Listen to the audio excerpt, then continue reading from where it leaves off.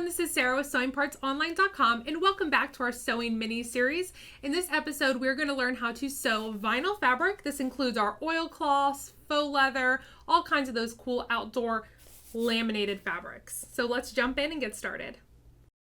So vinyl is kind of an umbrella term for any kind of fabric that is kind of plasticky in nature. So your oilcloths, laminate fabric, PVC, faux leather, all that kind of stuff.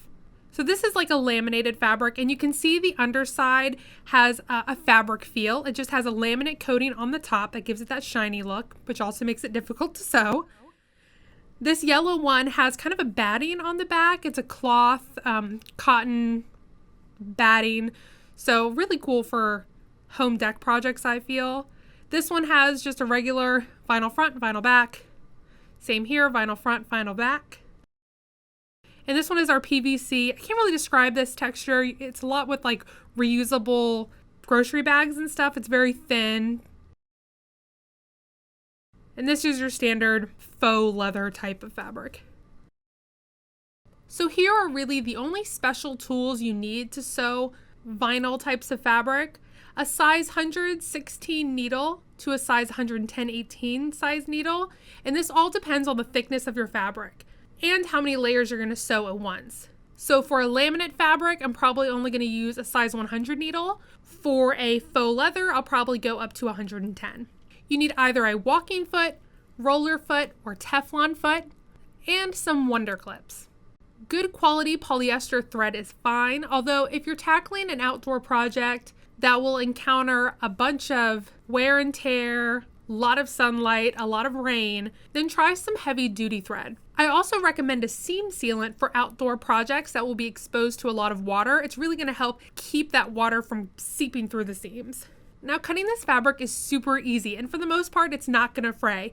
You might see some fraying with laminate fabric, but for the most part, you're in the clear. That being said, you don't have to use your super good scissors. You can use your backup fabric scissors or some really sharp craft scissors. Moving on. So any holes you put in vinyl are permanent and weaken your fabric. That's where wonder clips come in. They're also your best choice for bulky, heavy fabrics, so it's a win-win. Now for the fun part. Let's actually sew a seam. Use a straight stitch and increase the stitch length to at least a 3.0, which means you'll need to slightly reduce your tension. The reason we up our stitch length is to prevent the seam from becoming perforated, because if it's perforated, it's going to rip open really quickly.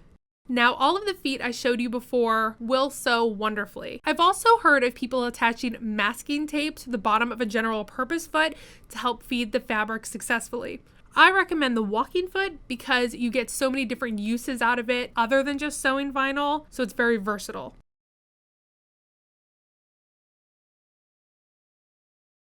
Now you can leave your seam like this if you want, or you can finish it with a special seam.